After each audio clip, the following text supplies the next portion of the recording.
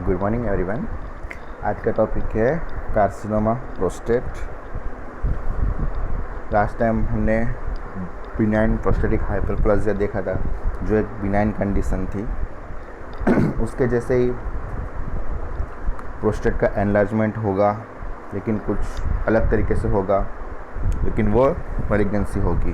तो ये carcinoma prostate एक दूसरा टॉपिक है बीपीएच के अलावा। ये दोनों अभी मैं बहुत कम टाइम में मैं अपलोड कर रहा हूँ, क्योंकि दोनों टॉपिक तुम लोगों को साथ में बताऊंगा तो तुमको दोनों को डिफ्रेंशिएट कर पाओगे, नहीं तो दोनों मिक्स हो जाएंगे। तो इसलिए बहुत कम टाइम में मैं दूसरा ये बीपीएच के बाद सीए प्रोस्टेट भी भेज रहा हूँ तुम लोगों को। तो कार्सिनोमा प्रोस्टेट जैसे बिनाइन कंडीशन बीपीएच में था कि 50 ईयर के बाद एनलार्जमेंट होता है प्रोस्टेट का।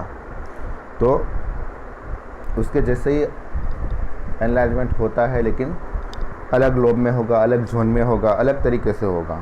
ठीक है, उसका प्रेजेंटेशन जो होगा वो ऑलमोस्ट सेम ही होता है। थोड़ा बहुत डिफरेंस रहता है, क्योंकि जो मेटास्टेसिस की वजह से आएंगे। ठीक है, मोस्ट कॉमन मैलिग्नेंट ट्यूमर इन मेन ओवर 65 ईयर्स। मेन में 65 ईयर्स के बाद जो मैलिग्नेंट ट्यूमर होती है, उसमें से मोस्ट कॉमनली हमारा कार्सिनोमा प्रोस्टेट है। It occurs in peripheral zone. BPH था वो ट्रांजिशनल जोन में हो रहा था। Carcinoma prostate it occurs in posterior lobe. BPH था वो मीडियन लोब और लेटरल लोब में हो रहा था। ठीक है, ये लोब याद रखना, जोन भी याद रखना है कि कौन सा जोन में क्या पैथोलॉजी हो रही है। ठीक है, सो जब हम प्रोस्टेटेक्टमी करते हैं फॉर बीपीएच, तो हम लोब निकलेगा मीडियन लोब और लेटरल लोब। ठीक है, तो पोस्टीरियर लोब तो वैसे भी अंदर बॉडी में ही रहेगा। तो prostatectomy for BPH does not provide any protection against carcinoma prostate. Man with positive family history can develop early age. तो मोस्टली 60 ईयर्स के आसपास होता है, लेकिन अगर किसी मैन को पॉजिटिव हिस्ट्री है तो उसके फादर, उसके ग्रैंडफादर या उस फर्स्ट डिग्री रिलेटिव में कार्सिनोमा प्रोस्टेट की हिस्ट्री है, तो उसमें उससे भी अर्ली एज में डेवलप हो सकता है। ठीक है, उसके टाइप्स है पैथोलॉजिकल 5।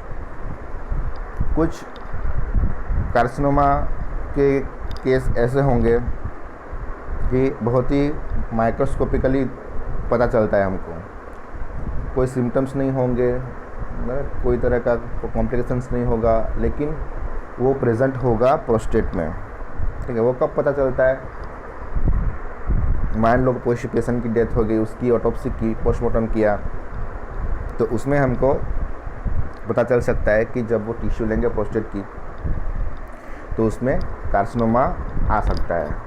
ठीक है, ये पहला टाइप है माइक्रोस्कोपिकली लेटेंट। सिर्फ माइक्रोस्कोपिकली हमको बाद में पता चलेगा, कोई सिम्टम्स नहीं होगा, कुछ भी नहीं होगा। ठीक है, दूसरा टाइप से tumours incidentally found on TURP और PSA एस्टिमेशंस। एक्सीडेंटली हमको पता चलेगा। अगर हमने किसी पेशेंट का TURP किया तो हमको उसके चिप्स मिलेंगे, मटेरियल मिलेंगे बायोप्सी के लिए। और इसमें तुम कंफ्यूज मत होना, जैसे मैंने उसमें बताया था कि TURP पे मीडियन लोब निकालते हैं, लेटरल लोब निकालते हैं। तो उसमें कैंसर कैसे दिखेगा हमको? तो उसमें हमको कैंसर का जो प्रॉपर एनलार्जमेंट होता है वो नहीं देखने को मिलेगा, लेकिन थोड़े बहुत जो मैलिग्नेंट चेंजेस होते हैं, वो चेंजेस हमको बायोप्सी में मिल सकते हैं। ठीक है, लेकिन जो एनलार्जमेंट होगा वो तो पोस्टीरियर लोब में ही होगा। ठीक है, किसी का हमने PSA एस्टिमेशन करवाया, तो PSA प्रोस्टेट स्पेसिफिक एंटीजन, उसका लेवल अगर बहुत ज़्यादा आया तो हम सस्पेक्ट कर सकते हैं कि इसको कार्सिनोमा प्रोस्टेट है। कोई पेशेंट हमारे पास आया OPD में दिखाने के लिए, जस्ट कि मुझे कोई और पैथोलॉजी के लिए आया है, बराबर, मान लो कि हेमरोइड्स के लिए आया है, तो तुमने पेशेंट की PR की, पर रेक्टल एग्जामिनेशन किया, तो पर रेक्टल एग्जामिनेशन में प्रोस्टेट पाल्पेट होता ही है, करना ही होता है। तो वो जब प्रोस्टेट पाल्पेट करेंगे तो उसमें अगर तुमको लगता है कि पेशेंट का प्रोस्टेट तो हार्ड है, इरेगुलर है, नोड्यूलर है, फिक्स्ड है, तो तुमको इसका पीएसए करवाना है। तो अगर पीएसए उसका ज़्यादा आता है तो वी कैन लेबल कि उसको कार्सिनोमा है। ठीक है, तो tumours incidentally found on TURP और पीएसए एस्टिमेशंस, ये दो टाइप जो है उसमें हमको सिर्फ फाइंडिंग्स मिलते हैं। चेंजेस ऑफ मैलिग्नेंसी होती है टिश्यू में जब उसकी हिस्टोपैथोलॉजी करते हैं तब। उसके आगे के तीन जो है उसमें अर्ली, एडवांस और मेटास्टेटिक, ये तीन है। तो अर्ली लोकलाइज्ड कार्सिनोमा में क्या होगा कि जो कार्सिनोमा होगा वो सिर्फ प्रोस्टेट के अंदर ही होगा, वो ज़्यादा फैला नहीं होगा। एडवांस लोकल प्रोस्टेटिक कार्सिनोमा ये एक फोर्थ टाइप है। इसमें क्या होगा, आसपास के जो स्ट्रक्चर्स है, सबरेनल वेसिकल्स से बाकी सब जो स्ट्रक्चर्स है वहाँ पे वो इन्वेड करेगा। लिम्फ नोड है वो सब आसपास के, जो दूर के नहीं आसपास के, वहाँ को वो इन्वेड करेगा और उसको बोलते हैं एडवांस लोकल प्रोस्टेटिक कार्सिनोमा। पांचवा टाइप है मेटास्टेटिक कार्सिनोमा, मतलब डिस्टेंट मेटास्टेसिस हुआ होगा वहाँ से दूर, बोन में, फॉर एग्जाम्पल बोन में, लीवर में, ऐसे। ये तो डिस्टेंट मेटास्टेसिस अगर होता है सुप्राक्लिनिकल लिम्फ नोड में तो वो आएगा मेटास्टेटिक कार्सिनोमा में।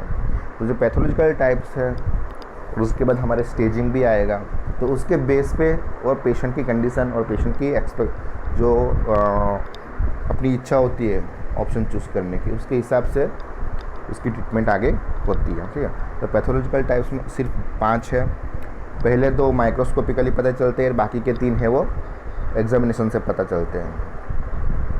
इसमें जो लास्ट के 3 हैं उसमें ही सिम्टम्स आते हैं। ठीक है, पहले 2 में तो सिम्टम्स आएंगे भी नहीं, इसलिए तो वो एक्सीडेंटली फाउंड हो रहे हैं। ठीक है, लास्ट 2 ग्रुप्स जो भी बताए दे कॉजेज सिम्टम्स, जो मैंने लास्ट 3 बोला था उसमें जो पहले जो अर्ली एडवांस था, सॉरी जो अर्ली लोकलाइज था, उसमें भी थोड़े बहुत सिम्टम्स आएंगे, ऐसा नहीं कि कुछ भी नहीं आएगा।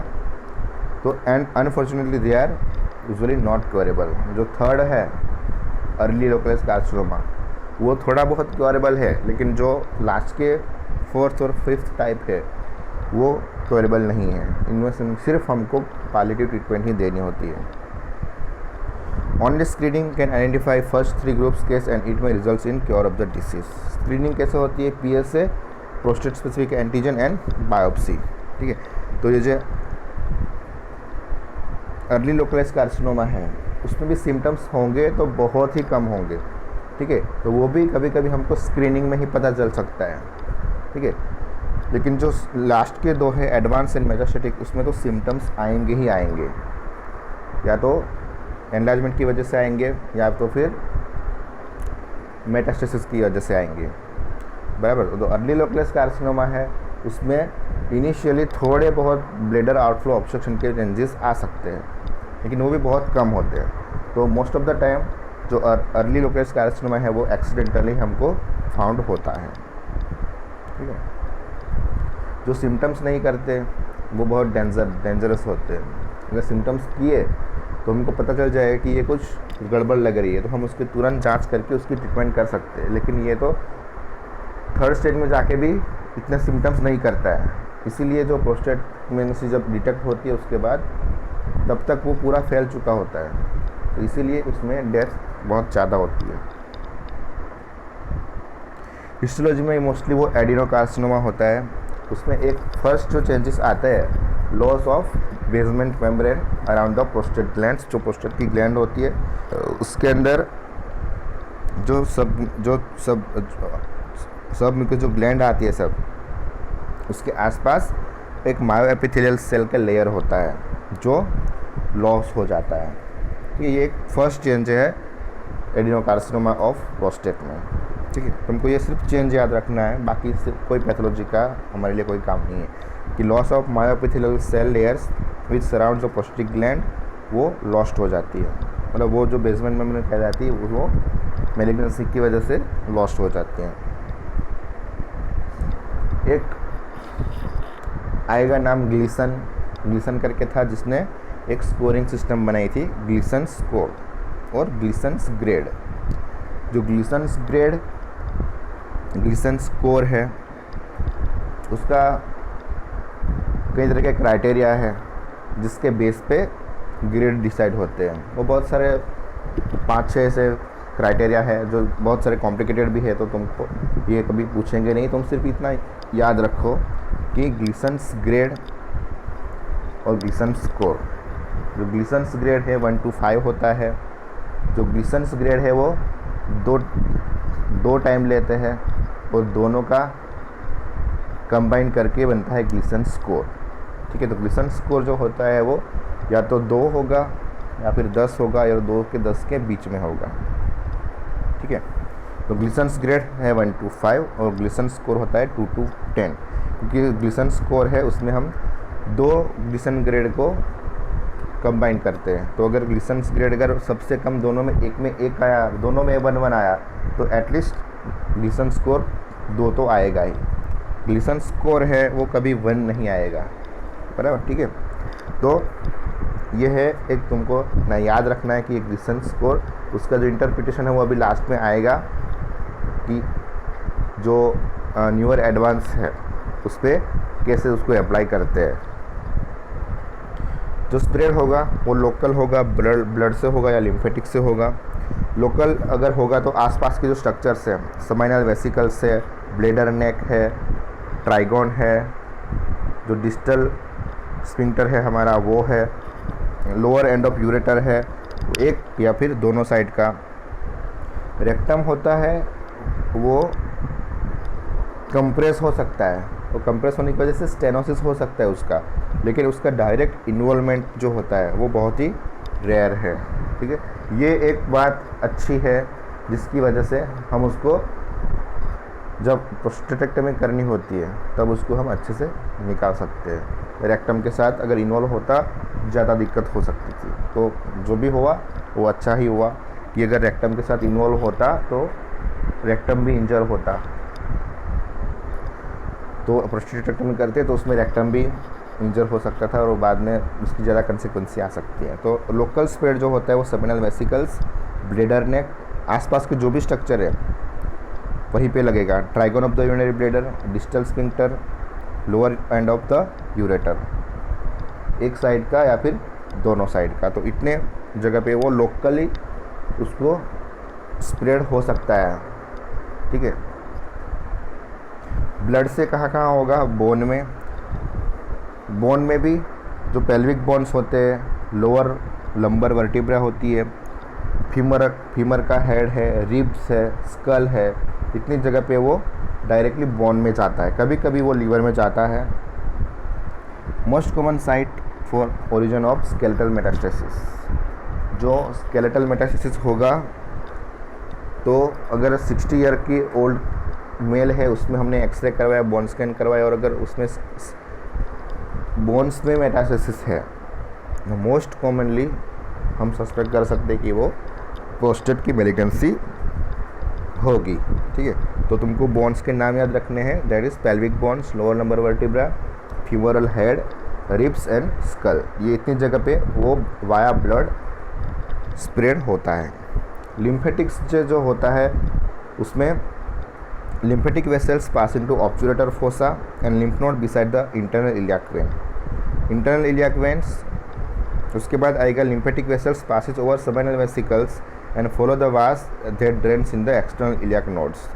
तो internal iliac node और external iliac node दोनों में वहाँ से lymphaticks जाते हैं, तो दोनों जगह पे वो स्प्रेड होगा उसका। उसके बाद अदर भी lymph node है जिसमें retroperitoneal lymph nodes, mediastinal lymph nodes and supraclavicular lymph nodes. ये इतने लिम्फ नोड है जहाँ पे ये इसकी मैलिग्नेंट सेल्स मेटास्टेसिस हो सकते हैं। तो लोकल में आसपास के जो भी स्ट्रक्चर्स है, लेकिन याद रखना जो रेक्टम है वो यूजुअली स्पेयर रहता है, रेक्टम को डायरेक्ट इन्वॉल्वमेंट नहीं होता है।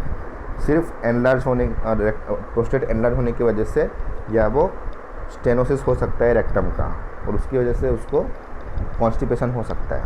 ठीक है, लेकिन बाकी के स्ट्रक्चर से उनका डायरेक्ट इन्वॉल्वमेंट हो सकता है, रेक्टम का नहीं होता है, वो याद रखना। ब्लड में डायरेक्टली बोन में होता है, पेल्विक बोन्स जो उसके पास में ही रहते हैं वहाँ पे डायरेक्टली हो सकता, ब्लड बाया ब्लड से हो सकता है। Lower lumbar vertebra, femoral head, rib and skull. और लिम्फेटिक में internal iliac, external iliac nodes and retroperitoneal, mediastinal and supraclavicular lymph nodes. इस इतने लिम्फ नोड पे वो मेटास्टेसिस हो सकता है उसका। तो ये जो प्रोस्टेट था उसकी स्प्रेड थी। उसके बाद हम देखेंगे स्टेजिंग। कोई भी अगर मैलिग्नेंसी तुमको एग्ज़ाम में पूछते हैं तो तुमको कैसा लिखना है। एक तो तुमको ये लिखना है कि ये वो मैलिग्नेंसी है वो कौन से ऑर्गन की है, उसमें क्या पैथोलॉजिकल चेंजेस होते हैं, वो भी एकदम शॉर्ट में, ठीक है। उसके बाद आएगा कि उसमें जो स्प्रेड होता है वो कैसे होता है, कौन सा स्प्रेड कहाँ कहाँ होता है। उसके बाद आएगा उसका स्टेजिंग, स्टेजिंग के बाद उसके क्लिनिकल फीचर्स, क्लिनिकल फीचर्स के बाद कॉम्प्लिकेशंस, उसके बाद उसके इन्वेस्टिगेशंस, उसके बाद उसकी ट्रीटमेंट और बाद में ट्रीटमेंट की कॉम्प्लिकेशंस। तो ये ऐसे एक पूरा फॉर्मेट है जो तुमको कोई भी मैलिग्नेंसी में ऐसे लिखना है। तो स्टेजिंग में अगर हम देखेंगे तो T1 जो पहला T1 जो है, तो T1 में A, B और C आएगा। T1 जो है वो उसमें कौन से ट्यूमर पड़ते हैं जो एक्सीडेंटली फाउंड होते हैं, incidentally found tumours in BPH specimen, ठीक है। तो T1A क्या है, involving less than 5% of resected specimen, वो वेल और मॉडरेटली डिफ्रेंशिएटेड होगा। तो वेल और मॉडरेटली डिफ्रेंशिएटेड है तो उसका प्रोग्नोसिस भी अच्छा होगा, बराबर, जब वो ज़्यादा फैला नहीं होगा।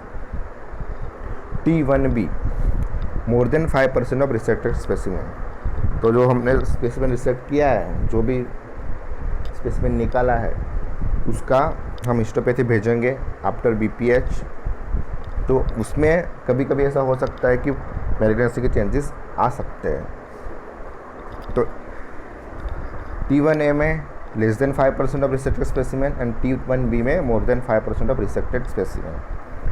T1C क्या है, that is impalpable tumours found in elevated PSA, ठीक है। तो ये पहला स्टेज है T1, उसमें A, B and C, A and B में आए on the basis of resected specimen. T1 में लेस देन 5%, T2 में T1B में more than 5% of resected specimen, और T1C में आएगा एलिवेटेड PSA।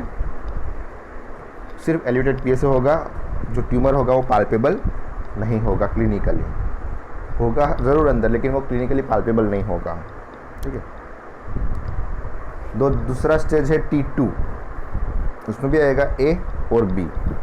उसमें A में आएगा जब हम पेशेंट की पर रेक्टल एग्जामिनेशन करते हैं तो कोई भी एक लोब में हमको एक सस्पिशियस नोड्यूल पाल्पेट होगा, ठीक है।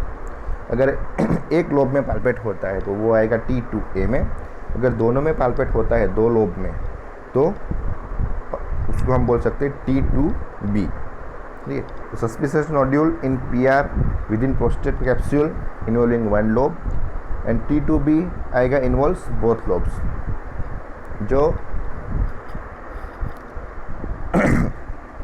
प्रोस्टेट के लोब्स है वो हम पर रेक्टली पाल्पेट कर सकते हैं। जब हम पर रेक्टल एग्जामिनेशन करते हैं तब हमको वो जो लोब्स है वो हम फिंगर से पाल्पेट कर सकते हैं। तो उसके बेस पे अगर एक लोब में है, सिंगल लोब, वन लोब में, तो वो आएगा T2A में। अगर दोनों में है तो T2B में होगा। ये मोस्टली जब हम पेशेंट की PR करते हैं तो पोस्टीरियर लोब भी पाल्पेट होगा, मीडियन लोब भी पाल्पेट होगा और दोनों लेटरल लोब से पाल्पेट होगा, ठीक है। तो मैलिग्नेंसी तो होती है पोस्टीरियर लोब में, बराबर। तो जब वो लोकली स्प्रेड होता है तो आसपास के लोब में भी स्प्रेड होता है उसका, लेकिन प्राइमरी होगा पोस्टीरियर लोब में। तो जो सस्पिशियस नोड्यूल जो दोनों लोब में पाल्पेट होगा तो वो दूसरे में जो होता है पाल्पेट वो उसकी लोकल स्प्रेड होगी, इसकी वजह से पाल्पेट होगा नोड्यूल्स। तो T2A and T2B, T3A and T3B। T3A में आएगा कि tumour extension through capsule, unilateral और बायलेटरल एक्सटेंशन। मतलब आसपास के जो भी है, मैंने तुमको लोकल स्प्रेड बताए थे, समय ब्लेडर नेक था, सेमिनल वेसिकल्स था, उसमें सेमिनल वेसिकल्स में नहीं होगा लेकिन ब्लेडर नेक है, लोअर एंड ऑफ यूरेटर था, एक्सटर्नल यूरेथ्रल स्फिंक्टर था, तो वो सब जो मैंने बताए थे वहाँ पे उसका एक्सटेंशन होगा, या तो यूनिलेटरल होगा या बायलेटरल होगा, तो ये आएगा T3A में। लेकिन अगर उसने सेमिनल वेसिकल को इन्वॉल्व किया तो वो आएगा T3B में, ठीक है। तो जो T1 उसमें सिर्फ माइक्रोस्कोपिकली हमको पता चलता था, T2 उसमें क्लिनिकली पता चलता था, लेकिन अगर एक ही लोब में पाल्पेट हो रहा है तो T2A था। T2B मतलब दोनों लोब में पाल्पेट होगा, जो दूसरे लोब में पाल्पेट होगा वो because of the local spread from the posterior lobe, ठीक है। और T3 में एक्सटेंशन होता है, तो ये MRI में पता चलेगा कि tumour extension through capsule, unilateral और बायलेटरल एक्सटेंशन। और T3B में सेमिनल वेसिकल एक्सटेंशन। तो जो मैंने लोकल के सब बताए थे उसमें अगर सेमिनल वेसिकल इन्वॉल्व है तो ये T3B में आ जाएगा, अगर सेमिनल वेसिकल इन्वॉल्व नहीं है और बाकी के सब इन्वॉल्व है तो ये आएगा T3A में, ठीक है। T4 ये आएगा fix tumour invading the adjacent structures other than seminal vesicles. तो इसमें जो एक्सटेंशन था वो भी सेमिनल वेसिकल्स के अलावा ही था, लेकिन ये जो T4 है उसमें जो रेक्टम है वो भी इन्वॉल्व तो नहीं बोल सकते, लेकिन वो स्टेनोस्ट होगा, और उसके अलावा जो ऊपर के लिम्फ नोड है, बाकी के जो ऑर्गन, बाकी के जो डिस्टेंस स्प्रेड है वो सब होने लगेंगे, तो वो आएगा T4 में, ठीक है। जो लोकल स्प्रेड यहाँ पे T3A में होता है वो bladder neck, lower end of ureter और एक्सटर्नल यूरेथ्रल स्फिंक्टर में होगा।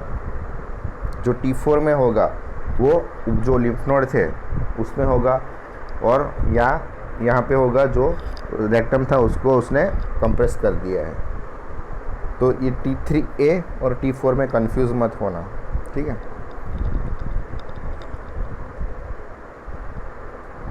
तो ये T1, T2, T3 and T4 उसके बेस पे उसकी स्टेज डिसाइड होते हैं।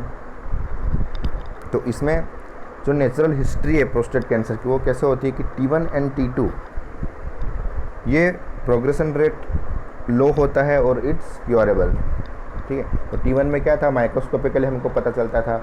T2 में क्या था, सिर्फ नोड्यूल था, सस्पिशियस नोड्यूल, या तो एक लोब में या तो दो लोब में, तो वो T1 और T2 आएगा, तो वो दोनों प्रोग्रेशन उसका स्लो होता है, तो वो क्योरेबल हो सकता है। T3 and T4 they are very fastly progressive and bone metastasis after 3 to 5 years and not curable, बराबर।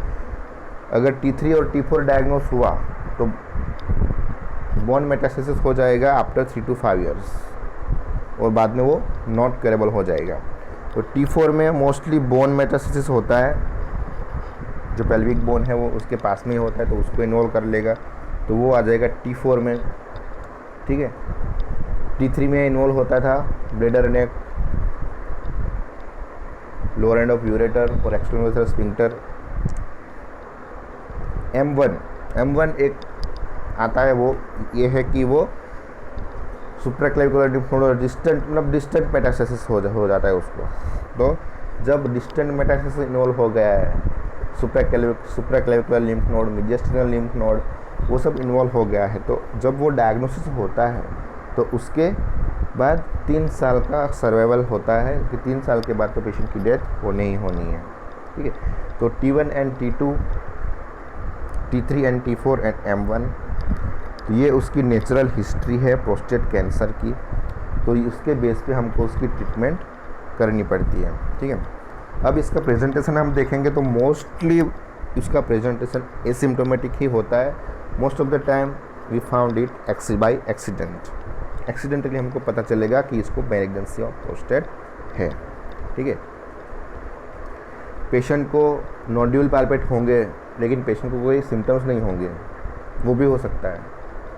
ठीक है, तो एक्सीडेंटली अगर नोड्यूल पाल्पेट हुआ तो हम उसका करवाएंगे प्रोस्टेट स्पेसिफिक एंटीजन टेस्टिंग। तो पेशेंट समटाइम्स अगर PSA का सीरियल एस्टिमेशन करवा रहे हो तो उसमें हमको पता चलता है कि इसका तो ज़्यादा है PSA, तो सस्पेक्ट कर सकते हैं कि उसको मैलिग्नेंसी होगी। LUTS with symptoms of metastasis, lower urinary tract symptoms जो BPH में आए थे वो सब सिम्टम्स इसमें भी आ सकते हैं। ठीक है, जो मैकेनिज़्म होती है वो सब वही मैकेनिज़्म है सिम्टम्स आने की जो BPH में थी। ठीक है, विथ सिम्टम्स ऑफ मेटास्टेसिस, तो पेशेंट को लोअर यूरिनरी ट्रैक्ट सिम्टम्स है जो मैंने बताया था कि स्टोरेज के सिम्टम्स, वॉइडिंग के सिम्टम्स, वही सिम्टम्स आएंगे लेकिन साथ में उसको मेटास्टेसिस के सिम्टम्स भी होंगे। जैसे पेशेंट को बोन पेन होगा, पाल्पेशन करोगे तो सुप्राक्लेविकल लिम्फ नोड एनलार्ज होगा, मीडियस्टिनल लिम्फ नोड एनलार्ज होगा। तो most of the time asymptomatic, कभी कभी एक्सीडेंटली PSA स्क्रीनिंग में हमको पता चल सकता है, और अगर ज़्यादा एडवांस होगा तब भी उसमें जो मैंने बताया था स्टार्टिंग में कि जो एडवांस है और मेटास्टेटिक है वो ही सिम्टम्स करते हैं। जो अर्ली लोकलाइज कैंसर है वो भी सिम्टम्स नहीं करता। ठीक है, तो सिम्टम्स आए और अगर कैंसर बालपेट होता है मतलब पेशेंट को सर्वाइवल बहुत कम है उसके बाद। ठीक है, तो पेशेंट अगर आता है LUTS के साथ और अगर उसको मेटास्टेसिस भी है, मेटास्टेसिस के सिम्टम्स है, तो उसको BPH नहीं होगा, उसको मैलिग्नेंसी होगी। Only advance disease causes symptoms but it में बी एसिम्टोमेटिक ऑल्सो। मोस्टली जो होगा वो BOO होगा, ब्लैडर आउटफ्लो ऑब्स्ट्रक्शन, वही जो लोअर यूरिन ट्रैक्ट सिम्टम्स है वही है BOO के सिम्टम्स। पेल्विक पेन, हिमेचूरिया होगा, बोन पेन होगा, anaemia due to bone marrow invasion. Bone में इन्वेजन होगा तो जो बोन से हीमोग्लोबिन इरेथ्रोपोएसिस होता है वो कम हो जाएगा और पेशेंट को एनीमिया होगा।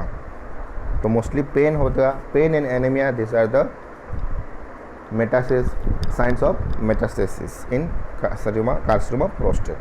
तो mostly BOO that is bladder outflow obstruction, जो सिम्टम्स थे लोअर यूरिनरी ट्रैक्ट सिम्टम्स के LUTS BPH में, वही सेम सिम्टम्स है, सेम मैकेनिज्म है, जिसकी वजह से यहाँ पे वो सेम आएंगे, लेकिन इसमें एक्स्ट्रा ऐड होगा मेटास्टेसिस के सिम्टम्स।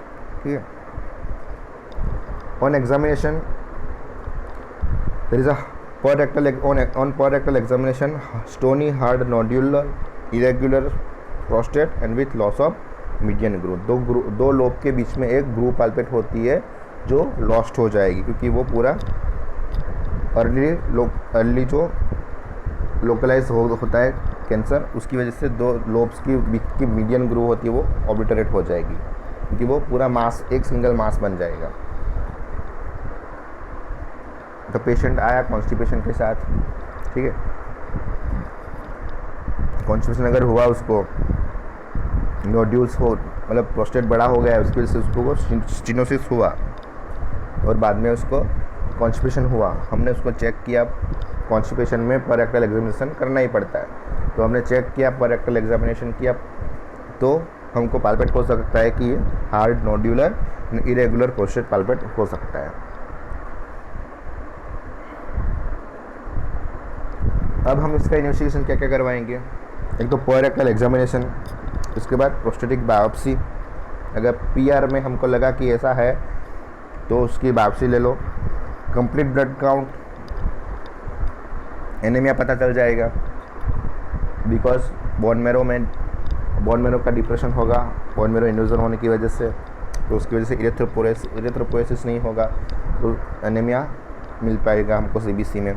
LFT मेटास्टेसिस की वजह से LFT एलिवेटेड हो सकते हैं। Prostate specific antigen and acid phosphatase, ये दोनों पीएसए और एसिड फॉस्फेटेज दोनों मैंने स्टार्टिंग में तुमको बताया था एनाटॉमी में कि ये दोनों एंजाइम्स है, एक एंटीजन है और दूसरा एंजाइम है, जो दोनों हमको प्रोस्टेट की कंडीशन दोनों को में हमको काम लगेंगे। ठीक है, तो ये उसके इन्वेस्टिगेशंस है।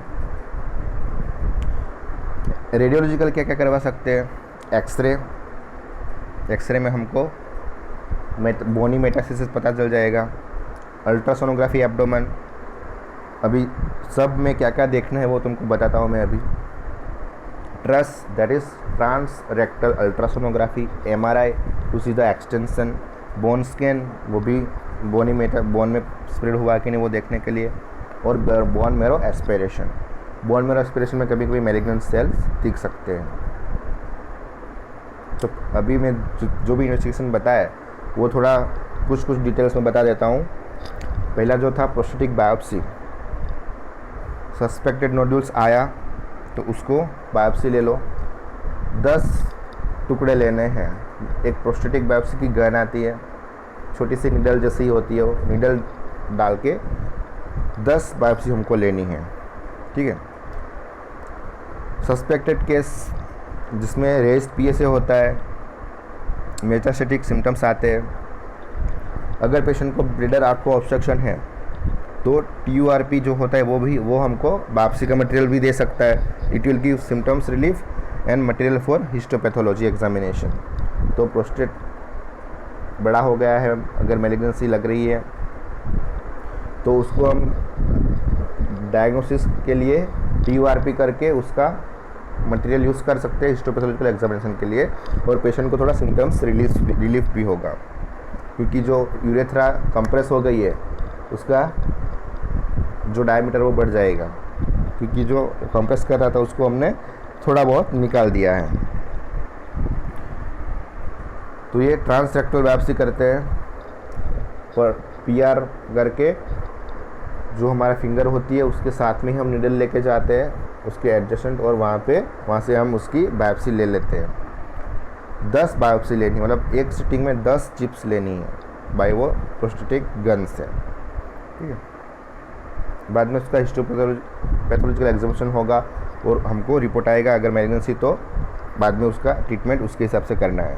CBC में एनीमिया होगा या फिर थ्रोम्बोसाइटोपेनिया होगा because of the bone marrow invasion. PSA अगर 10 नैनोग्राम पर ml से ज़्यादा है तो that is suggestive of cancer. If PSA is more than 35 nanogram per ml then it is almost diagnostic of advance prostatic carcinoma. ठीक है, तो ये value याद रखनी है। अगर 10 से ज़्यादा है तो सजेस्ट करता है, 35 से ज़्यादा है तो that is diagnostic, almost diagnostic. हमको बायोप्सी करके कंफर्म तो करना ही है, लेकिन ऑलमोस्ट डायग्नोसिस हो जाता है अगर 35 से ज़्यादा होगा PSA तो। हम उसका एक्सरे करवाएंगे तो उसमें चेस्ट में, लंग में मेटास्टेसिस दिखेंगे, रिब्स में मेटास्टेसिस दिखेगा, वर्टिब्रे में दिखेगा।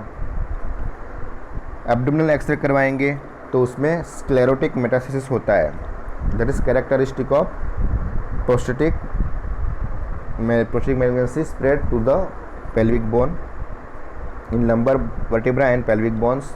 उसमें हमको कैरेक्टरिस्टिक स्क्लेरोटिक मेटास्टेसिस देखने को मिलेगा। Osteolytic metastasis with sclerotic area, ये उसकी एक्सरे में हमको देखता है। एक ऑस्टियोलाइसिस होगा तो एक रेडियोल्यूशन शैडो होगा, उसके आसपास स्क्लेरोटिक एरिया होगा। तो ये उसके कैरेक्टरिस्टिक मेटास्टेसिस है टू द बोन, ये एक्सरे में पता चलेगा। एक्सरे चेस्ट, एक्सरे एब्डोमेन करवाएंगे, उसमें पेल्विक बोन में पता चल जाएगा। Truss that is transrectal ultrasonography, it can diagnose cancer. Ultrasonography से भी डायग्नोस हो सकता है और हम बायोप्सी भी ले सकते हैं। तो एक जब कोई भी हम ट्रीटमेंट मोडालिटी को हम कंबाइन करते हैं तो वो बहुत ही उसकी सेंसिटिविटी और स्पेसिफिसिटी बढ़ जाती है। तो ऐसा ही एक हमारा प्रोस्टेट की कोई भी पैथोलॉजी है उसमें एक आएगा DRE, that is digital rectal examination. जो पर रेक्टल एग्जामिनेशन किया वही है DRE plus prostate specific antigen plus TRUS trans rectal ultrasonography. ये तीनों को अगर हम एक साथ कंबाइन करेंगे तो that will be a gold standard. Gold standard मतलब ये है, मतलब डेफिनेटली है, इसका जो भी टाइमिंग से वो डेफिनेटली है, ठीक है। मतलब इतना DRE में अगर पाल्पेट हुआ, PSA ज़्यादा आया और ट्रस्ट किया, हमने उसका ट्रस्ट करके देखा और वो सब अगर पॉजिटिव आया तो वो कंफर्म है कि मेलिग्नेंसी होगी ही। That is gold standard. MRI करवाएंगे, that is most accurate method to stage the local disease.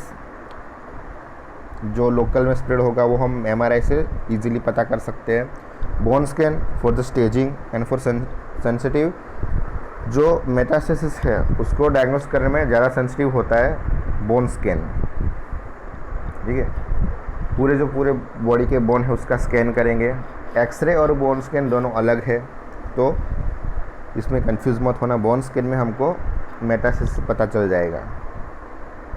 Bone marrow aspiration करेंगे तो उसमें हमको मैलिग्नेंट सेल्स दिख सकते हैं।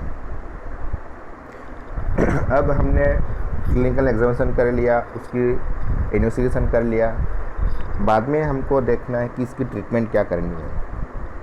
तो ट्रीटमेंट जो है वो based on the stage, life expectancy and patients preference, ये 3 चीज़ों पे बेस्ड होता है उसकी ट्रीटमेंट। उसका स्टेज कौन सा है, life expectancy after the treatment कितनी है, और पेशेंट का प्रेफरेंस क्या है। ये एक 3 हमारा पॉइंट है जिसके बेस पे हमारा ट्रीटमेंट डिसाइड होता है कि क्या ट्रीटमेंट देनी है। अर्ली लोकलाइज्ड कैंसर जो होता है वो मे बी क्यूरेटिव, लेकिन जो एडवांस होता है, मेटास्टेटिक होता है, उसमें जस्ट पैलिएटिव ट्रीटमेंट ही देनी है, ठीक है। उसमें हम सर्जरी नहीं कर पाएंगे। अर्ली लोकलाइज है उसमें हम सर्जरी कर सकते हैं।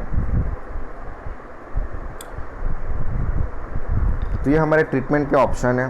जो अर्ली डिसीज़ है उसमें हम radical prostatectomy, radical radiotherapy and brachytherapy, ये 3 ऑप्शन है अर्ली डिसीज़ में।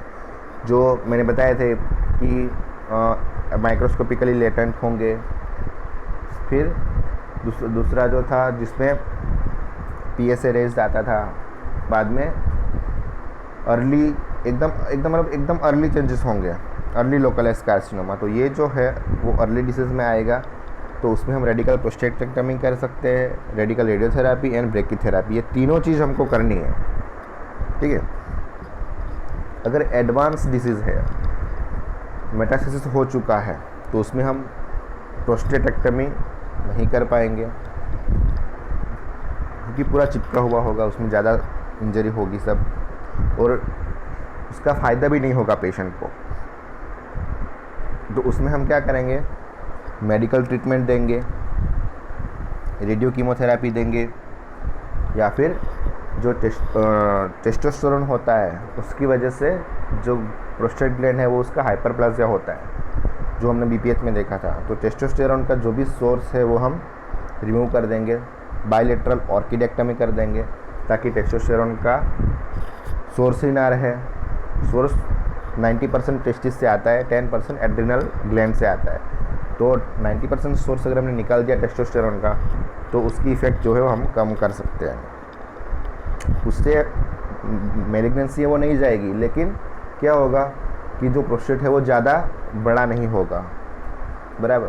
तो उसके सिम्टम्स जो है वो थोड़े बहुत रिलीफ हो सकते हैं। मेडिकल कास्ट्रेशन, ये है एंड्रोजन ब्लॉक, जो टेस्टोस्टेरोन है उसको हम ब्लॉक करना है, वो कैसे करते हैं वो भी आप बाद में देखेंगे। तो जो T1 और T2 था, T1 में सस्पेक्टेड केस था, T2 में सस्पेक्टेड नोड्यूल था।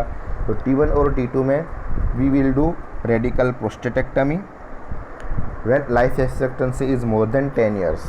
ये भी हमको देखना है कि life expectancy more than 10 years है। Exclude the metastasis by bone scan and chest X-ray. PSA है वो लेस देन 20 होना चाहिए। अगर मोर देन 20 होगा तो मे बी वो मेटास्टेसिस होगा ही उसको। तो जो पार्ट्स में वो करेंगे वो क्या करेंगे,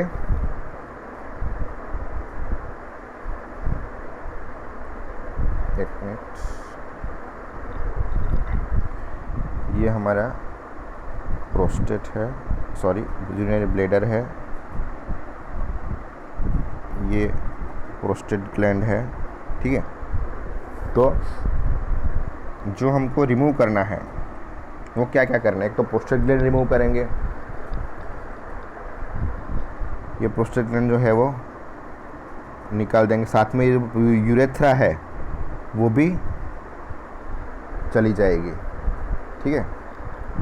तो सॉरी, हाँ, प्रोस्टेट डिस्टल स्फिंक्टर है वो भी निकल जाएगा, और सेमिनल वेसिकल है वो भी निकल जाएगा, ठीक है। यहाँ से तुम देखोगे तो यहाँ से ऐसे सेमिनल वेसिकल होता है दोनों तरफ, ठीक है।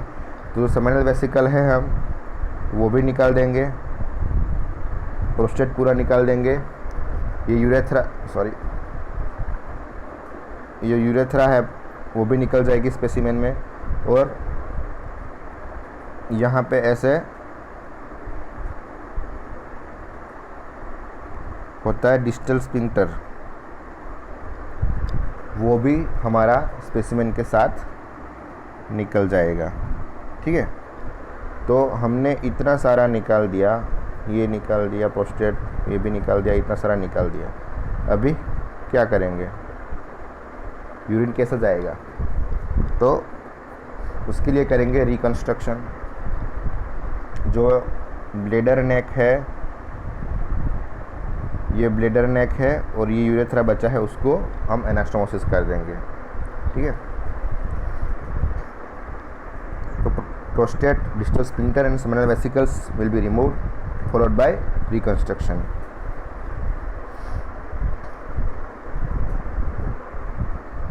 अब ये ओटी किया, इसके कॉम्प्लिकेशंस क्या आएंगे, haemorrhage, impotence due to damage to the neurovascular bundle lies behind the prostate and incontinence, क्योंकि तो हमारा जो स्फिंक्टर है वो निकाल रहे हैं हम, स्फिंक्टर जो है वो स्पेसिमेन के साथ ही निकल रहा है, तो patient can not hold the urine, तो इनकंटिनेंस होगा रिकंस्ट्रक्शन के बाद भी, ठीक है।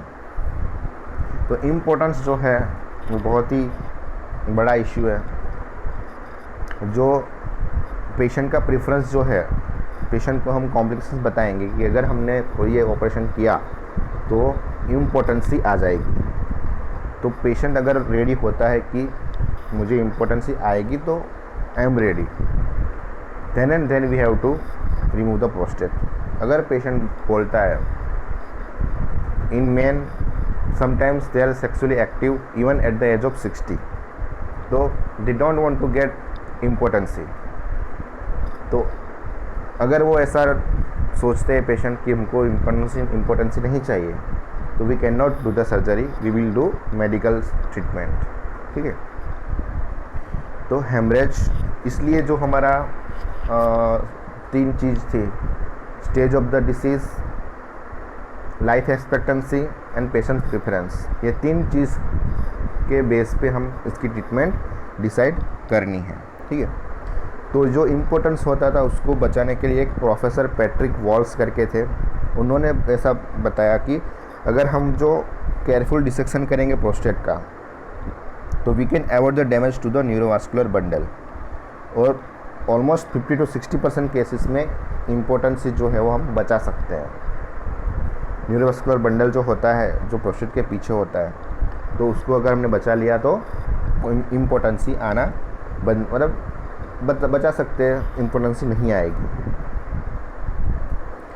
उसके बाद अगर हमने ओटी कर दिया, उसके बाद उसको रेडियोथेरेपी देनी है, तो उसमें रेडिकल रेडियोथेरेपी दे सकते हैं, EBRT, that is external beam radiotherapy, daily for 4 to 6 weeks, 4 to 6 week तक डेली उसको लेनी है radiotherapy. Surgery plus radiotherapy plus androgen ablation.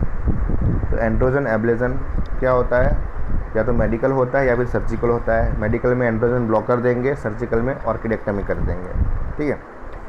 तो इसकी कॉम्प्लिकेशंस क्या आएंगे रेडिकल रेडियोथेरेपी के? एक तो ब्लैडर में इरिटेशन हो सकता है, urinary frequency, urgency, urge incontinence हो सकता है due to irritation, and erectile dysfunction आ जाएगा।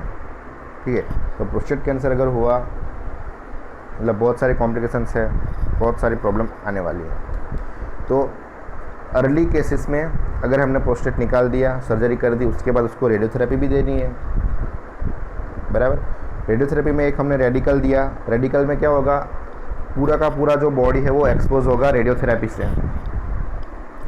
एक न्यूअर टेक्निक आई है ब्रेकीथेरेपी।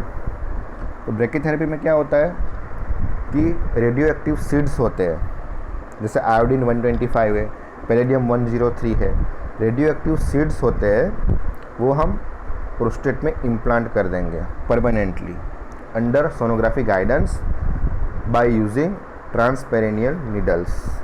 वो जो होते हैं वो अंडर एनेस्थेसिया होता है। स्पाइनल एनेस्थेसिया दे देंगे पेशेंट को, या फिर जनरल एनेस्थेसिया दे देंगे।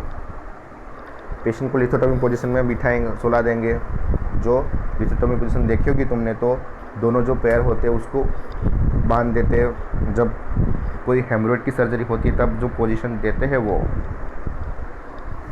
तो उसमें हम रेडियो एक्टिव सीड्स होंगे आयोडीन 125 और पैलेडियम 103 के। तो वो सीड्स को हम वाया ट्रांसपेरेनियल नीडल्स हम प्रोस्टेट में इम्प्लांट कर देंगे। उससे क्या होगा, दे deliver intense and confined radiation dose. जो रेडिएशन होगा वो सिर्फ प्रोस्टेट में ही होगा, ब्लैडर में नहीं होगा, एब्डोमेन में नहीं होगा। जो रेडिकल रेडियोथेरेपी थी उसमें ऑलमोस्ट बॉडी का पूरा पार्ट जो है वो एक्सपोज होता है रेडियोथेरेपी से। इसमें सिर्फ और सिर्फ प्रोस्टेट में ही इफेक्ट आएगी, क्योंकि सीड्स जो है हमने प्रोस्टेट में इम्प्लांट किए हैं, and they spare the surrounding structures में कोई दिक्कत, कोई उसका इफेक्ट नहीं आएगा। Acceptable widely nowadays and reduce per operative complications. जो चिपका हुआ होता है आसपास वो थोड़ा निकल जाता है वहाँ से, और हमको डिसेक्शन अच्छे से हो सकता है। So better to give before planning surgery. अगर हम सर्जरी प्लान कर रहे हैं तो पहले उसको ब्रेकीथेरेपी दो, ताकि प्रोस्टेट ग्लैंड जो थोड़ी छुट्टा पड़ जाए आसपास के स्ट्रक्चर से। उसके जो रेडिकल रेडियोथेरेपी के कॉम्प्लिकेशन है वो हम अवॉइड कर सकते हैं। ठीक है। अब अगर एडवांस डिसीज़ है, जो अर्ली डिसीज़ है, उसमें हमने ऑपरेशन किया, निकाल दिया सर्जरी, और रेडियोथेरेपी भी दिया और मेडिकल कास्ट्रेशन भी दिया। ठीक है। जो एंड्रोजन ब्लॉक जो करेंगे वो भी देना है। अब एडवांस डिसीज़ जो है T3 एंड T4, उसमें हम क्या करेंगे, प्रोस्टेटेक्टमी तो कर ही नहीं पाएंगे, लेकिन क्या करेंगे, बायलेटरल ऑर्किडेक्टमी कर देंगे। उसको बोलते हैं सर्जिकल कास्ट्रेशन। एंड्रोजन एब्लेजन, जो टेस्टोस्टेरोन का सोर्स है वो हमने निकाल दिया। Remove the major source of testosterone production and can prolong the time of complication such as spinal cord compression due to metastasis. जो स्पाइनल कॉर्ड कंप्रेशन होता है मेटास्टेसिस से, तो उसकी वजह से वो जो कॉम्प्लिकेशन होंगे वो बहुत ज़्यादा कॉम्प्लिकेशन होती है, बहुत सीवियर हो सकती है। स्पाइनल कॉर्ड अगर कंप्रेस हुआ तो वो कॉम्प्लिकेशन का टाइम हम प्रोलॉन्ग कर सकते हैं। कॉम्प्लिकेशन को बचा नहीं सकेंगे, अगर नहीं करेंगे तो 5 मंथ में कंप्रेस होगा, और अगर हमने ऑर्किडेक्टमी कर दी तो शायद 5 के 10 मंथ भी हो जाए, कि 10 मंथ तक उसको स्पाइनल कॉर्ड कंप्रेशन ना हो। लेकिन एक न एक दिन होगा तो सही, होने तो वाला ही है कंप्रेशन मेटास्टेसिस की वजह से, लेकिन उसकी थोड़ी लाइफ बढ़ जाएगी। ठीक है। तो अगर हमने बायलेटरल ऑर्किडेक्टमी कर दी, वो होता है सर्जिकल कास्ट्रेशन। अब मेडिकल कास्ट्रेशन क्या है, हम क्या करेंगे कि ऐसी ड्रग्स देंगे कि टेस्टोस्टेरोन जो है वो बने ही ना। तो उसके लिए आते LH-RH agonist, that is luteinizing hormone releasing hormone. तो जो ल्यूटिनाइजिंग हार्मोन है उसको रिलीज़ करता है, उसके लिए हार्मोन निकलता है हाइपोथैलेमस से। क्या होता है, हाइपोथैलेमस से LH-RH निकलता है, उसके बाद वो LH-RH जाता है पिट्यूटरी ग्लैंड पे, एंटीरियर पिट्यूटरी ग्लैंड में, वहाँ से वो निकालेगा ल्यूटिनाइजिंग हार्मोन, एंटीरियर पिट्यूटरी से सिक्रेट होगा वो हार्मोन जाएगा टेस्टिस में। टेस्टिस में लेडिंग सेल्स होते हैं, उसको वो स्टिमुलेट करेगा और वहाँ से टेस्टोस्टेरोन प्रोडक्शन और सिक्रीशन स्टार्ट होगा। ठीक है, तो ये इसका LHRH का पूरा साइकिल है। इनिशियली क्या करते हैं कि LHRH रिसेप्टर्स होंगे हाइपोथैलेमस में, वो स्टिमुलेट होंगे,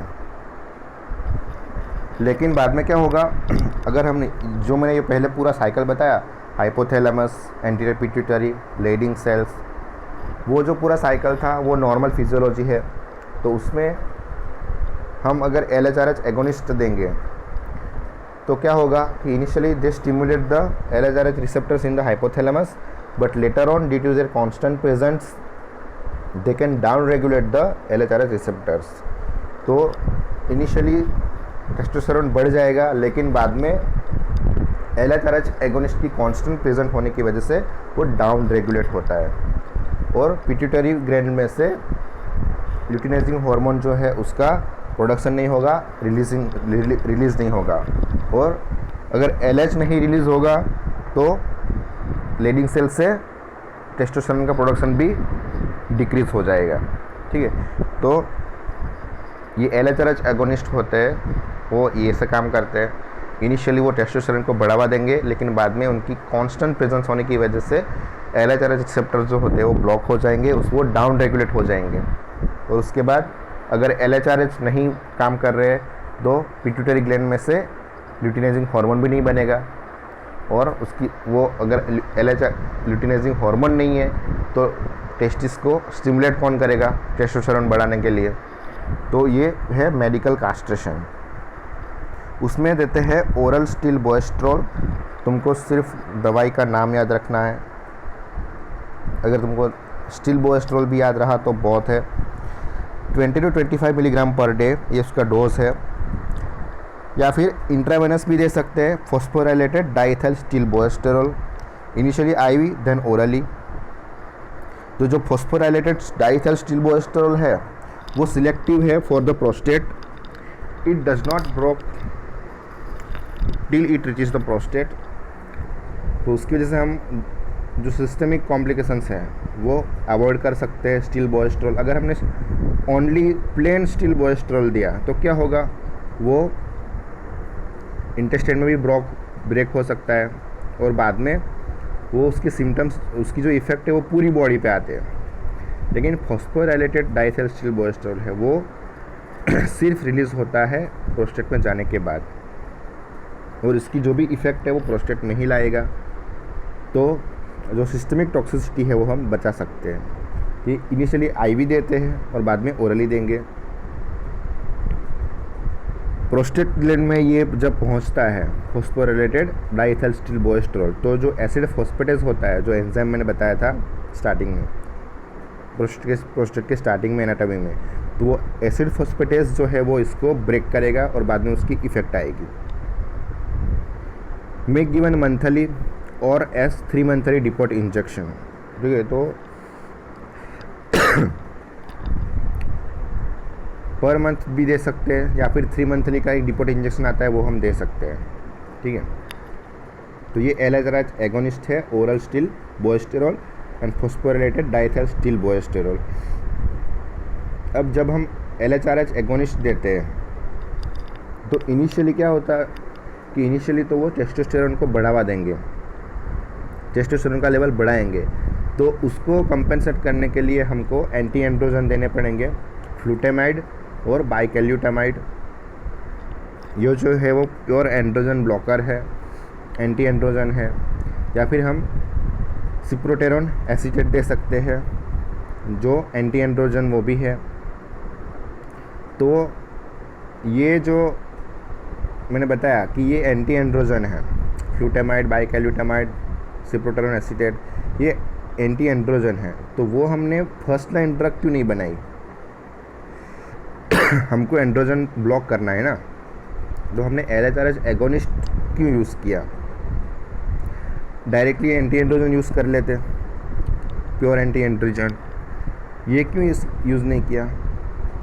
क्योंकि ये जो दोनों के रिजल्ट्स जो देखे गए, उसमें जो LHRH एगोनिस्ट है उसका जो रिज़ल्ट है वो लॉन्ग टर्म है, ठीक है।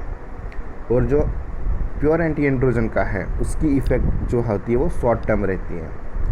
तो हमको लॉन्ग टर्म अगर मेडिकल एब्लेशन चाहिए, टेस्टोस्टेरोन ना आए, तो उसके लिए LHRH एगोनिस्ट यूज़ करने की जो उसके जो रिजल्ट्स हैं दे आर बेटर। तो इसीलिए प्योर एंटी एंड्रोजन जो होते हैं वो सेकेंड लाइन ड्रग है फॉर मेडिकल कास्ट्रेशन। तो इनिशियली जब राइज होता है LHRH एगोनिस्ट से टेस्टोस्टेरोन का, तो वो कंपेंसेट करने के लिए हमको ग्लूटामाइड, बाइकैल्यूटामाइड और सिप्रोटोरन एसिटेट देना है, ठीक है। जब हम एंड्रोजन को ब्लॉकेज करते हैं तो पहले जो तो हमने मेडिसिन से किया, अगर हम सर्जरी से करेंगे तो जो कंप्लीट एंड्रोजन ब्लॉकेज कैसे क्या क्या होता है कि जो सर्जरी भी कर ली, LHRH एगोनिस्ट भी दिया और प्योर एंड्रोजन ब्लॉकर्स भी दिया, तो तीनों चीज़ हमने एक साथ यूज़ की, तो उसमें हमको कंप्लीट एंड्रोजन ब्लॉकेज मिल जाएगा। Bilateral orchidectomy plus LHRH agonist plus androgen receptor blockers, ये तीनों चीज़ हम एक साथ यूज़ करेंगे तो एंड्रोजन जो है वो पूरा ब्लॉक हो जाएगा। एंड्रोजन ब्लॉक हो जाएगा, टेस्टोस्टेरोन बनेगा नहीं, तो वो जो प्रोस्टेट है उसको हाइपरप्लाजिया, उसकी साइज़ बड़ा नहीं कर पाएंगे, ठीक है। बाद में आता है जनरल रेडियोथेरेपी। अगर एडवांस डिसीज़ है, हम कुछ नहीं कर पाएंगे, 1 या 2 साल का सर्वाइवल है, तो हम वो ऐसा एक्सेलेंट पालिएटिव ट्रीटमेंट दे सकते हैं, पेन रिलीफ हो जाएगा। इसमें हम स्ट्रोंटियम 89 यूज़ करते हैं, वो बोन सिकिंग आइसोटोप होता है, वो गिवन वो इंट्रावेनसली देंगे। ये आइसोटोप देंगे स्ट्रोंटियम 89 इंट्रावेनसली, और उसके बाद उसको रेडियोथेरेपी देंगे। उससे क्या होगा, जो रेडियोथेरेपी है वो जो स्ट्रोंटियम 89 है वो जाएगा बोन में, तो बोन में जाने के बाद बोन में गया, उसके बाद जब हम रेडियोथेरेपी देंगे तो वो बोन्स जो स्ट्रोंटियम 89 है उसकी तरफ अट्रैक्ट होगी और सिर्फ बोन में इफ़ेक्ट आएगी। दूसरे स्ट्रक्चर्स में भी आ सकती है लेकिन बोन में ज़्यादा इफेक्ट आएगी रेडियोथेरेपी की। तो पेन रिलीफ एक पालिएटिव एक ट्रीटमेंट से होगा, सिर्फ पेन कम होगा, बाकी पैथोलॉजी जो है वैसे की वैसी रहेगी, ठीक है। तो जो एडवांस डिसीज़ होते हैं जिसको हम कुछ नहीं कर सकते, सर्जरी भी नहीं कर सकते, तो उसमें हम जनरल रेडियोथेरेपी दे सकते हैं ऐसा पालिएटिव ट्रीटमेंट। कीमोथेरेपी है, वो भी अभी यूज़ तो किया है लेकिन ज़्यादा इतने रिजल्ट नहीं आए। एक मिटोमाइसिन है, नाइट्रोजन मस्टार्ड है, वो ट्राइड किए हैं लेकिन उसमें ज़्यादा सक्सेस नहीं मिली है। तो एक नया ड्रग आया है डोकेटेक्सल, ये तुम सिर्फ नाम याद रख लो, डोकेटेक्सल है, वो न्यू ड्रग है। It can improve survival rate but only for few months, ठीक है। सर्वाइवल रेट अच्छा होगा लेकिन थोड़े ही मंथ के लिए सर्वाइवल होगा अच्छे से। तो मिटोमाइसिन ने नाइट्रोजन मस्टार्ड ट्राई किए लेकिन उसमें ज़्यादा रिजल्ट अच्छे नहीं मिले, तो अभी डोकाटेक्सल करके न्यूअर ड्रग आया है, उसके रिजल्ट बेटर है कीमोथेरेपी के लिए, ठीक है। अभी जो मैंने बताया था ग्लीसन स्कोर का, तो 2 ग्लीसन ग्रेड हम कंबाइन करेंगे। तो अगर 6 और उससे कम आया है तो उसका एक्टिव सर्वेलेंस करना है, बराबर। उसको हमको जो भी PSA चेक कराओ, सब चेक कराओ अच्छे से, बायोप्सी लो, और अगर ज़रूरत पड़ी तो उसकी ट्रीटमेंट भी कर सकते हैं। अगर 7 है तो इट नीड्स डेफिनेटिव ट्रीटमेंट, और अगर 8 से 10 है तो हमको पता चल जाएगा कि बहुत ही एडवांस है, उसको सिर्फ पालिएटिव ट्रीटमेंट दो। तो ग्लीसन स्कोर का जो इंटरप्रिटेशन है वो 2 ग्लीसन ग्रेड को हम इकट्ठा करेंगे। 6 और 6 से कम आया तो एक्टिव सर्वेलेंस, अगर 7 आया तो डेफिनेटिव ट्रीटमेंट, अगर 8 to 10 आया तो पालिएटिव ट्रीटमेंट। तो ये उसका ग्लीसन स्कोर का यूज़ है कि कैसे हम उसको यूज़ कर सकते हैं ट्रीटमेंट में। तो ये पूरा जो भी है वो कार्सिनोमा प्रोस्टेट के बारे में है। तुमको याद रखनी है उसकी स्टेजिंग, उसका इन्वेस्टिगेशन कैसे कैसे करते हैं वो, उसकी ट्रीटमेंट और कौन से स्टेज पे क्या ट्रीटमेंट करेंगे वो, ठीक है। तो प्रोस्टेट, इसमें BPH और कार्सिनोमा 2 ही टॉपिक है, जो दोनों टॉपिक थोड़े बहुत सिमिलर भी है लेकिन थोड़े डिफरेंट भी है। तो इसलिए मैंने दोनों लेक्चर जो वो साथ में एक साथ एकदम पास में लिए है, ताकि वो तुम दोनों ये दोनों में कंफ्यूज ना हो, तुम सब दोनों ये टॉपिक को कंपेयर कर सको। तो प्रोस्टेट यहाँ पे ख़त्म होता है। अभी नेक्स्ट टाइम अभी हमारा urethra, penis, scrotum and testis, ये 4 टॉपिक बाकी है। यूजुअली अभी पूछना पड़ेगा कि जो शेड्यूल है वो क्या है। मोस्टली जुलाई के बाद अगस्त से नया शेड्यूल आता है, लेकिन अब नेक्स्ट में अगर क्या होता है वो पता नहीं। लेकिन जो यूरो सर्जरी के तुम्हारे 4 टॉपिक अभी 4 ऑर्गन बाकी है, urethra, penis, scrotum and testis. अगर तुम्हारी बैच के लेक्चर मुझे नहीं भी दिए तो भी मैं तुम्हारे जो पूरा यूरो सर्जरी का बाकी का शेड्यूल है वो मैं तुमको ऐसे यूट्यूब पे लेक्चर भेज के कंप्लीट करवा दूंगा, ठीक है। तो ये पूरा प्रोस्टेट के बारे में है। कोई भी अगर कन्फ्यूज़न हो तुम कमेंट करके पूछ सकते हो, ठीक है। Thank you.